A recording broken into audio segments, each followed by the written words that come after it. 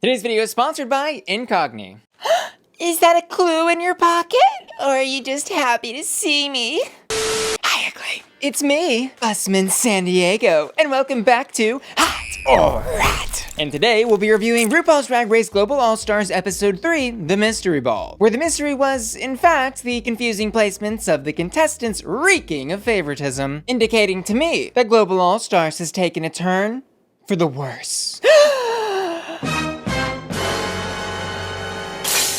Mama, we've got a full-fledged case to solve, because what you see isn't always the truth. So let's jump right in with what's amiss so far. Firstly, the episodes of Global All-Stars have been shockingly short. The first clocking in at about 50.5 minutes, the second at just under 48, and now this one, The Mystery Ball, just 43 minutes and some change. And in fact, rumor has it by the time we get to the finale, RuPaul will just shout a queen's first name and it'll cut to credits.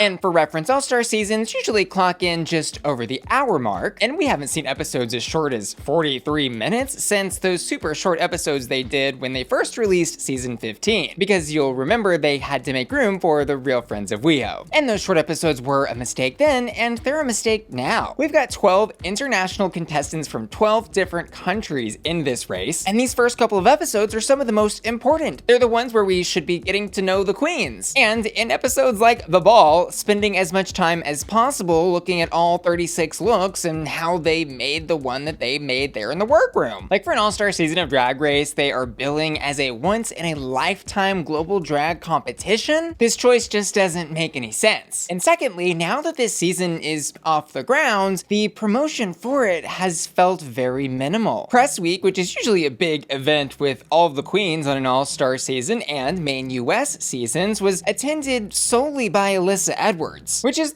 great for her.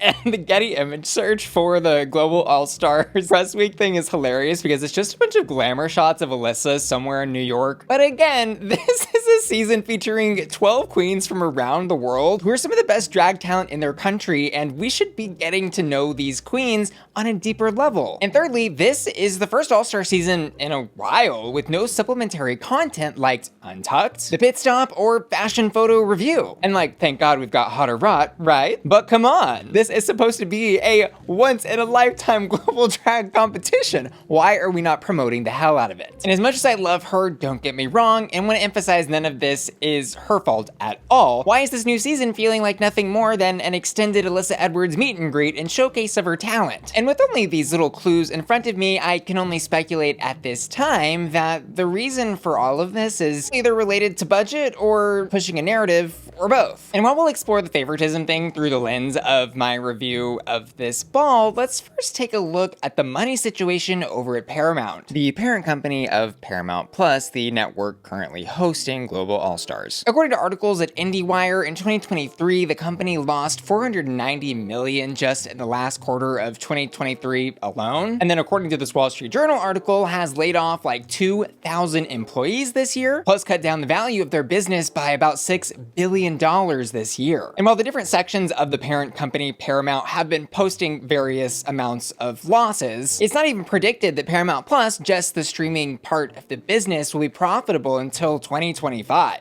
Maybe. And according to various articles, the company is expected to be sold to investors in the near future. Basically, it seems like Paramount, the parent company of Paramount Plus, is bleeding money, which I suppose could explain things like sending only one queen to Press Week and not producing any supplemental content for the season. But it does make me wonder, could Paramount's financial woes also be responsible for things like shorter episodes and the seemingly wonky audio quality in a lot of places in these episodes? Or are these post-production woes explained simply by them using a new team of people in Colombia that aren't used to the style, flow, and quality of regular All-Star seasons? Who knows? But either way, it's truly the gag of the season that Global All-Stars is off to such a rocky start. But you know what I've had? It. officially. And by it, I mean the daily robocalls, scam texts, and emails from princes of foreign countries promising me untold fortunes. Which is why I'm excited to announce I've finally taken back control of my personal data with the help of today's video sponsor, Incogni. So the reason we get all this constant spam is because there are these evil entities called data brokers who collect and sell your personal data to whoever wants to buy it. We're talking full names, addresses, phone numbers, and sometimes even worse. But Incogni can help put a stop to all of this by acting on your behalf to send out automated data broker removal requests, which can get your personal data removed from data broker databases and keep these data brokers from collecting it again in the future. Signing up for Incogni took me about 30 seconds. And on day 1, Incogni sent out 124 data removal requests on my behalf, which would have taken me about 50 hours of manual labor if I had to do them myself. Take back your personal data with Incogni by clicking my link below. And deal alert! When you click my link and use code Bussy at checkout, you'll get 60% off Incogni's annual plan. Oh, and did I mention there's no risk in just trying it out because Incogni offers a 30-day money-back guarantee. Thanks Incogni for sponsoring today's video. And now, let's talk favoritism in the Global All-Stars Mystery Ball. I sure could use a mystery ball or two right about now. In this ball, our 12 international superstars were challenged to present 3 looks. Boss lady in charge, evil villain, an international queen of mystery, seductive spy look they made there in the workroom. Allegedly. And I say allegedly because with how short the episode was, we really didn't get to see any of the behind the scenes workroom stuff about how, when, and where, and why they made them. And now first up in the order they slayed the runway, it's Pythia, who in her boss lady look is giving us Marge Simpson if she slayed a little bit in the corporate world. And this as an introduction to these 36 looks is so incredible. Like, we do not deserve this look. And it's so tasty on so many levels. Like that gorgeous bell-bottom pantsuit that is cut perfectly with the shirt and tie coming out that also has shoulder pads under the shirt. Everything fitting like an absolute glove. And then of course the security cameras sticking out of her beehive wig. The camp, the glamour, the fashion, I simply can't. Do you see what I see? Because she does from every angle. This look is hot.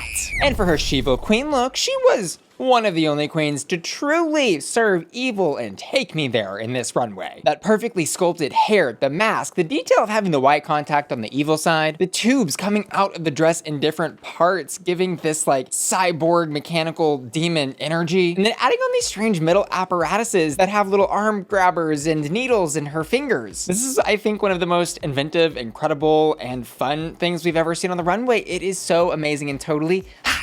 And finally for her Queen of Mystery look, she really, y'all, she tore, she ate, she devoured on this runway. This Red Devil spy thing she's got going on is so sick. The little cape detail giving supervillain, with the hair headpiece and briefcase saying I'm here to solve the crime. Her style, craftsmanship, and attention to detail is absolutely unmatched, and this look is totally hot.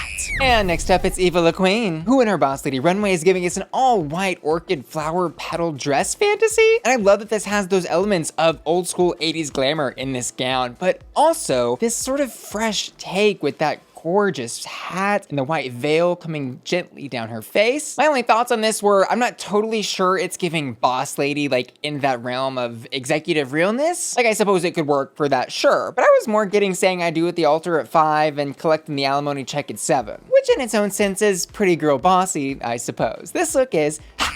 And next up for her She-Evil Queen look, or should we say Eva La Queen look, she's giving us Cruella, but if she were into crocodiles. I will say I do see the evil in this. Like, she's tapping into that I'm gonna skin all the animals and wear them as my outfit fantasy, but the execution kind of missed the mark for me. I don't love how the scales feel a little haphazardly placed, like in places like the front of the blazer, and then look honestly just kind of bad in the back of the blazer where she tried to create a crocodile tail. And I think this would have been a lot more successful had she just done a faux crocodile print or fabric instead of trying to mix these materials. It's a rot for me. And finally for Queen of Mystery, she's giving us Pretty in Pink. And I'll say I was really impressed with the parts of this dress that I liked, which are those draping and gathering details in the sash coming down on the waist. And the dress, generally speaking, is cute, but I really don't love the chest and bustier area where it looks like it's sitting far too low. hello? And I think that dark red hair really doesn't pair with this pretty pink fabric either. But it certainly is a million times better than anything I could come up with, so I'm gonna give her a warming up here. And next up, let's take a trip down under and see Queen Kong, who in her boss lady runway is giving us a sensible cheetah print mixed with a red sequin blazer. And this I think is one of the most interesting garments I've seen her in because it at first has that appearance of being a cheetah print dress with a red blazer. But then you look closer and you realize they're like stitched together, and then actually you see that it's just the arm pieces that have this blazer effect with the shoulders. Because when she turns around, there's no backing. And this I think is probably Queen's best look tonight. I think the silhouette is strong, the hair and mug are great, and she 100% is tapping to that executive realness CEO in the 80s or so, and I really like it. I'm gonna give this look a but for her Evil Queen look, I was getting nicey Queen. Like I didn't feel a lot of evil in this. It also kind of read to me a little bit like this could have been a look in the Garden of Eden runway from last week. And so that confused me off the bat. But I really just didn't get was she supposed to be leaning into Eve or Poison Ivy or what? And where was the evil? Like take me there. Because this all white ensemble with some patches of leaves, that's not really doing it for me. I'm gonna give this a But for Queen of Mystery, she turns it back around, and mama, you better believe she's got that magnifying glass out. She is looking for those clues. And I'll say this silver velour fabric or whatever it is not something I would ever pick up if I just saw it in a pile. So kudos to her for, I think, having the vision for it, because it turned out really beautifully on her. It's got just the right amount of shimmer and darkness to speak to that mystery of this brief. And I love the silhouette she's created with the straps on top and that gorgeous bubble braided hair coming down the back. When you look closer, you see all the details of the construction aren't perfect, but overall, I'm gonna give this a and next up, it's Athena Likis, who in her boss lady look is giving us some pantsuit realness, the definition of standing on business. But make it deconstructed with all this crazy red vest tie situation all held together by this really cool silver hardware. And this look, I think she totally nailed in terms of concept, fashion. It's smart, chic, and And for Evil Queen, she taps into one of the oldest horror movie references, Creature of the Black Lagoon, to give us a little drag queen of the Black Lagoon. And I'll say a lot of queens on the runway in this category were maybe kind of vaguely evil tonight, but Athena really did take me all the way there with this. All those fins and sharp points in this were spooky ooky kooky, and I liked how they spoke to this overall theme of sharpness in her looks across her three. My one issue with the look was the way that skirt is falling is kind of odd. Aside from that though, this is a hot. And for her final look, Queen of Mystery, I think she said it best in her confessional. The aesthetic is nice, but the construction is not so nice. Because when she hits the stage from a distance, you're like, wow, this is very goth, Y2K. Paris Hilton in that era meets, I don't know, Spice from Drag Race. And I love, again, I'll point out how she carried through this idea of clean lines and sharpness that you can see in her hair and the strips of fabric that are making up this dress, we'll call it. But yeah, when you get closer, you do kind of see that there's no hem on any of these fabrics. And aside from this look literally being held together by a hope, a prayer, and a bunch of safety pins, it was a serve, so I'm gonna give it a warming up. And I'll say her set of looks certainly did not warrant all the negative critiques that she received from the judges, especially the odd one from Rupaul where she basically was like, this garment didn't feminize your body enough, which didn't make any sense to me. I thought she looked pretty feminine and fierce, but more on that later. And next up, it's Kitty Scott-Claus, who in her boss lady look. Girl, this is the rawest raw of the night. Okay, we've just got to say that. We've got to get that out of the way. We've got to stand in our truth here. And this look, this look is giving Donald Trump sneaking into the DNC so he can hear what Kamala Harris has to say about him. And my biggest issue with this look really is that it just kind of is giving potato sack. There's nothing about it that fits. It literally looks pulled off the rack at Goodwill and then served on the runway. Like she did not even put on a necklace for this wide open bare chest that she's got going on there. And yes, all drag is valid, but this look needs some tailoring, so I'm gonna give it a And for her Evil Queen runway, I was also scratching my head a little bit because I get the Barbarella reference off the bat, and actually I think the outfit's really cute. It is great for what it is, and that is a Barbarella style Girl of the Galaxy costume. But for Evil Queen, for evil, why? What is the evil nature of this character? Who is she after? And why is she after them? Like, what could she possibly do? Warm up the room by 1 degree with the sparklers on her chest? Make you sweat a little bit? That's pretty evil, actually. But it's off brief. So I'm gonna give this look a And finally, Kitty presents to us the biggest mystery of the night. Who the hell is she calling on that phone stuffed up her snatch? And y'all, Besides the phone, is this on brief? Is this related to spies, mystery, or anything like that? I don't get it. This to me is just frumpy pink cocktail hour dress. And like at best is giving me like beauty pageant judge. I really would have just liked to have seen something a little more in the realm or referencing spies in some shape, form, or fashion besides the phone. Ring ring, this look is a and next up, it's Miranda Lebrao, who gagged me a little bit for sure. And yo, this first look is really crazy. She comes out giving us a full show. She's got on these tight black pants with this giant red ruffly blazer, coat, jacket thing that was reminding me a bit of the pink pants that Janelle Monáe wore for the promotion of the Pink album. And I love that red hat she's got on top, giving a nod to Carmen Sandiego, and all the belts as accessory details on the pants. This look is just so much fun. And the only thing that changes are the coat and pants are meeting in the middle of her waist. There's just a little too much of the pant crotch there, but I lived and I think it's hot. And for her Shiva Queen look, she gives us another show. Her drag is so interesting, so artsy, so thought-provoking. And it's not just giving you like a face value look, something tangentially related to the runway. It's asking you to sit there and really think about what you're looking at. And here I'm getting psychedelic experience in the world of like Spy Kids or something with those crazy villains they had, mixed with like some Picasso references in the mask that's coming off of her waist on one side. But according to one X user, the actual reference could have been this Brazilian book about Amelia, the cloth doll, and the villain in that same story. And I think some people, including the judges, struggled with this look because it wasn't an obvious presentation of some known reference. It was this creative energy and explosion of art from her mind that I think was truly original and exciting, and I loved this look. I'm gonna give it a hot. And finally, for the look she made there, Queen of Mystery. This is one where I think you have to really understand and know the reference of Daphne from Scooby-Doo to enjoy. I do see what Michelle was saying in her constructive criticism of her drag of there's a lot of fabric, there's a lot of shape, and there's a lot going on in general. But the creativity, the way this was executed, I think was done flawlessly. And she 100% is giving Queen of Mystery with that scarf wrap around where she can just throw herself into disguise with the finger ornament eye mask things. Crazy. Jinkies, this look is hot. And next up, it's Nehellenia. And in her first look, she's kind of giving us another deconstructed suit, but meets boudoir lingerie fantasy, which I think is really interesting as a concept, but left a little to be desired in execution. The fabrics and sequencing in the garment I think are really pretty, but I don't love the way it's fitting or sits on her body. Like there's a lot of bare chest showing and I think it's dropped a little too low. And I really hate her head popping out of the top of her hat, which is cut out in that circle moment, which kind of to me just felt like, why? Like what's the point of doing that if you don't have like a fascinator or a giant wig coming out of the hat or something to really add to that camp value? So I give this a warming up. And for her Shiva Queen runway, she is giving us this reminded me of Shangela's red spiky look from All Stars 3, actually. Who's Ashley? But it's kind of like that meme where Shangela's is the one you order online and this is when it arrives. Because it's kind of just a coat with spikes on it. And I hate that the coat just ends like right past her butt area and then it's just red boots. And it's a little too playful, I think, to be evil. So I'm gonna give this a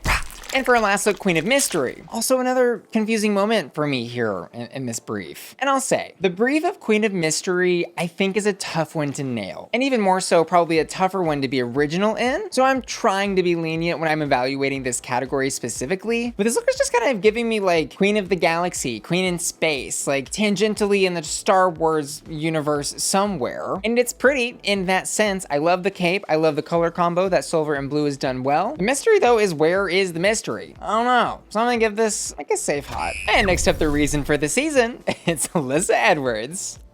And for her first look, we see them dim the runway lights so that she can walk out in an LED coat, giving us that old school, you know, see-through Game Boy electronics type of fantasy where you can see all the gadgetry and gadgetry, plus some screens built into the garment part of this look, as well as the briefcase that she is carrying around the stage. But I also love that she took a real chance here to do a different style of hair, really leaning into that kind of Blade Runner replicant fantasy. There's so much showmanship involved in just this look alone, and how many batteries she has to be hooked up to for all this to even be operating, I don't know. Hacker, I hardly know her. This look is hot. And for Shiva Queen, she is bringing that Black Swan back again with a vengeance. And with a little friend who's perched up in that crazy wig. And firstly, I loved this was like a full circle Black Swan ballerina reference for her from season 5, but it's also a completely fresh, innovative look for her. It's just so over the top with the feathers creating the garment and then the wig that is this circle and perch for a bird, and then also separate hair tassel things with their own braids and tassels and moments. This look is totally hot. And finally, for her Queen of Mystery look, she said, I'm gonna edit all the way to the bank. I'm gonna give you simple. I'm gonna give you effective. I'm gonna give you clean. I'm gonna give you 50 Shades of Tan. And for what this look is, I think it is very pretty. The hair is gorgeous. And those tans and blushes are really great colors for her. But this is yet another case of like, where's the mystery? Where's the spy? Where's that link to this bigger runway theme? I don't know. Not in the room with us. But it's a well-made look and she looks great, so I'm gonna give this a hot. And next up is Vanity Vane, who in her Boss Lady look comes out giving us a look that's very Madonna. But I do think this idea, this concept, this silhouette is a tad cliche at this point. I just feel like we've seen variations of this black latex number on so many queens throughout all these seasons. Not to mention, it is reading a little bit like ready to wear Halloween costume wear. And I'm not saying it is, this could have been custom made for her, but it's just a tad basic, which I know is rich coming from me. And I don't really know that I'm getting Boss Lady from this. I mean, I guess in some sense, right? Like if she were tricks or something, but it's underwhelming to me, so I'm gonna give it a warming up. And next up for She-Will Queen. In this look, she's giving us Sea Urchin Gone Bad, which, you know, overall, I think does look evil enough for being an evil queen here. It's spiky, it's edgy, it's dark. But besides the spiky sea urchin elements on this, it is, again, a relatively simple look. It's just missing that bigger concept or larger than life execution for the Drag Race stage. So, again, this is another warming up for me. And finally, for Queen of Mystery. Girl, we finally found a little bit of mystery in this category. She has a little masquerade mask that she comes out on the stage with and tiptoes her way down that runway looking like the most glamorous Anna Nicole Smith to ever grace the stage. I do think she looks gorgeous in this look. It's my favorite of her 3 looks. And no, the dress isn't perfect. She's got some fit issues in the top and the straps and the hemline of the bra and stuff, but overall, I enjoy this. I'm gonna give it a hot. And next up, it's Soa Lip Sync, who hits the runway in her Boss Lady look and a wig that is about to jump off her head. Girl, that wig is scared for its life. She is placed so high. She's placed higher than Jackson. Anyways, the rest of the look is, I don't know, it's not great for me. I think the blazer is really cool and taps into that Boss Lady CEO brief, but the layering of that white fabric, because it goes from blazer to skirt to boots or pants or whatever those are, it's a lot of white and the layering doesn't look good. And it kind of just results in this like, boss of what situation? So I'm gonna give this a rot. And for her She-Will Queen look, she is giving me a little Cyborg meets Terminator meets She-Go from Kim Possible Fantasy. Terminator, I hardly know her. And I do see that evil villain twist in this look, something that I think was missed by a lot of the queens tonight. What killed this look for me though were those thigh-high patent black boots. Like, girl, we have seen more thigh-high black patent boots on this runway than every season of prior Drag Race combined. We need a heel instead of a boot. We need something else because this is just not doing it for me. Not now, not ever. And so I'm gonna give this look a warming up. And for her final look, she comes out and in her confessional says that she is giving us a look with some green and some mechanic things. And again, is going for this like cyborg mechanic droid theme in this look like she did for her first 2. Accented here also with some green. And y'all, thematically, I love that she had a link between her 3 looks. And it's clear she had a vision for this. It's just the execution was a tad simple compared to what some of the other girls did. But thank God she was one of the few queens who I think really did actually tap into and successfully execute on this idea of Queen of Mystery here. Like with that Dragon Ball Z scouter lens on her eye. Was the outfit great though? No. But I really like this being on brief. I'm gonna give this a safe 3 flame hot. And next up, it's Gala, who for Boss Lady is giving us a little blown for her pleasure fantasy. She's doing that thing with the tie and coat where it looks like she is wind blown by some mysterious gust of wind. And she's got this hair and glasses on that very much read as that nerdy, you know, person sitting at the computer doing research and hacking some clues type of fantasy. And I love that this is on brief, but I do feel it is kind of 2 different looks in one. Waist up is giving sexy smart scientist, but then waist down was giving me like Catholic schoolgirl. But overall, this is a hot for me. And for She-Will Queen, she is giving us Queen of Snakes. Queen of Snakes who molts her snaky skin to reveal a muscle suit underneath. And this look was a case, I think, of a really great idea, but poor execution. You can see when she turns around to reveal this, like, what is supposed to be a mouth, like, fangy looking thing on her backside that has an opening, a viewport, if you will, that the fangs and teeth are just kind of haphazardly sitting or falling in weird ways. And I also didn't see the connection between that snakeskin reveal to this rhinestone muscle bodysuit. It's just messy overall, and the vision is a little muddled, so I'm gonna give this a pass. And finally, for Queen of Mystery, she says she's giving us Dangerous Lady. And when she comes out, you can see the different pieces and parts of this outfit, which overall, I think are kind of reading spy on a mission. But she's got this concept or idea that the different outer layers come off to reveal, I guess, like a crime-fighting jumpsuit of sorts. And the more pieces that come off, the less I enjoyed this look. I think she should have left everything on. It would have been an acceptable look for me. That inner layer, that jumpsuit piece, I think the fabric choice is just very wrong to be hiding things like corsets and stuff underneath. You can just see every little lump and bump of those body pieces and stuff. So I'm gonna give this look a warming up, because I did see the mystery idea there. And finally, it's Tessa T, who in her boss lady look is not just giving cutthroat, mama, she's giving cut foot. I'm losing my mind, because the stiletto heel. Cut foot? That doesn't even sound good. She's going for that very, like, severe military executive thing, which is kind of like Kill Bill assassin dangerous woman with the eye patch fantasy meets military general that you just don't want to cross. This look is so beautiful. The silhouette is gorgeous. I love those simple, clean black and red lines. This look is totally hot. And if y'all thought the first look was good, the second one is just as good, if not better, and even more evil. She comes out is so beautiful. The way she's got that hat hiding her face and this beautiful red satin coat with that little eye, that evil eye right there looking at you, spying. And then it reveals to another gorgeous gown that has a bra piece that comes off to reveal what I think are supposed to be like pyrotechnic chest pieces. These may not have intended to be sparklers like kitties, but instead guns like the ones from Austin Powers. I think that's what this is, which is such a crazy, great reference and such a sick runway. This look is so hot. But for her third look, she's giving completely different queen. The mystery she's serving is, who the hell is this queen saying that she's Tessa T? Because when you put this next to her first two, is it the same person? We may never know.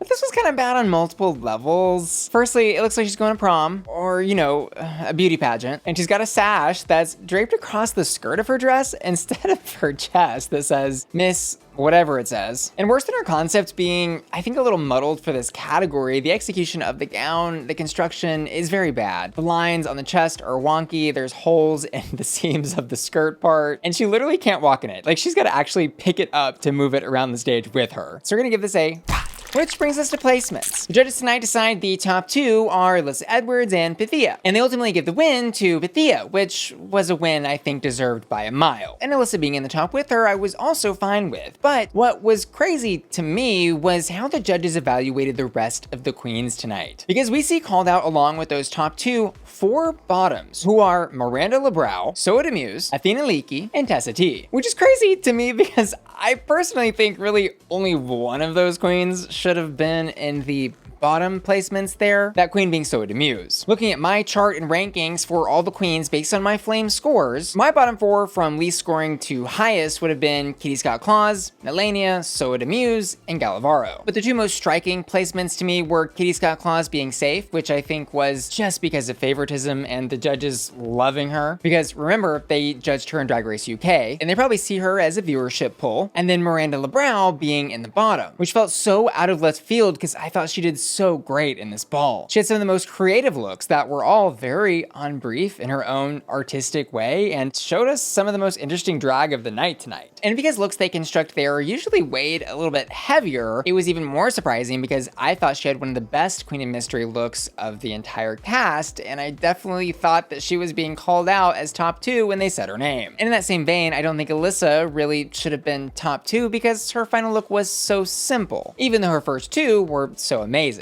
And I think all this just really demonstrates that the judges are gonna be biased towards the queens who they've judged in the past, as well as overemphasis on the performance of queens like Alyssa, who yes, is doing amazingly in the competition, but is someone who is a very big pull for viewership this season. And now that we've seen all this shake out in the ball, I do think Global All-Stars is gonna be taking a turn for the worse. I just don't see how, considering this, they are going to have a fair and balanced season moving forward. Lastly, let's go ahead and talk about the lip sync that occurred between Athena, Likis, and Soa Lip Sync. And by the way, I did react to this episode over on my Patreon. You can check that out using the link in the description of this video. So make sure to do that. But my final thoughts on the lip sync were, wow, was it a bad one? But I will say, I don't think it was totally the fault of the queens here. The lip sync was to Olivia Rodrigo's Bad Idea, right? Which I think is a bizarre lip sync for your life song choice. There's just so many words and monologues in it, and in kind of a hard to follow rocky beat. And it feels like somebody chose this song just because it was a popular song rather than actually evaluating if it was going to be a fun song to watch queens lip sync to. And so I didn't love this lip sync. Neither queen knew all the lyrics very well. But again, I do think they did their best considering what they were given. And all I can really say is that I think Soa Muse knew a few more words in the lip sync and had a little bit more energy. And so I think it was the right choice to have her stay. But I also don't think Athena Likis should have been the bottom at all. So that was just crazy. As for hottest hots tonight, I'm gonna give it to Pythia in all 3 categories. She ate, she tore, she devoured, and left not one single crumb for those other girls to nibble on tonight. But of course, I also asked my patrons to vote on their hottest hots, and they voted for Pythia for Boss Lady, Alyssa Edwards for She-Will Queen, and Pythia for Queen of Mystery. But as always, I'd love to know what y'all thought about everything down in the comments below. And I wanna say thanks again to Incogni, the sponsor of today's video, for helping me take back control of my personal data.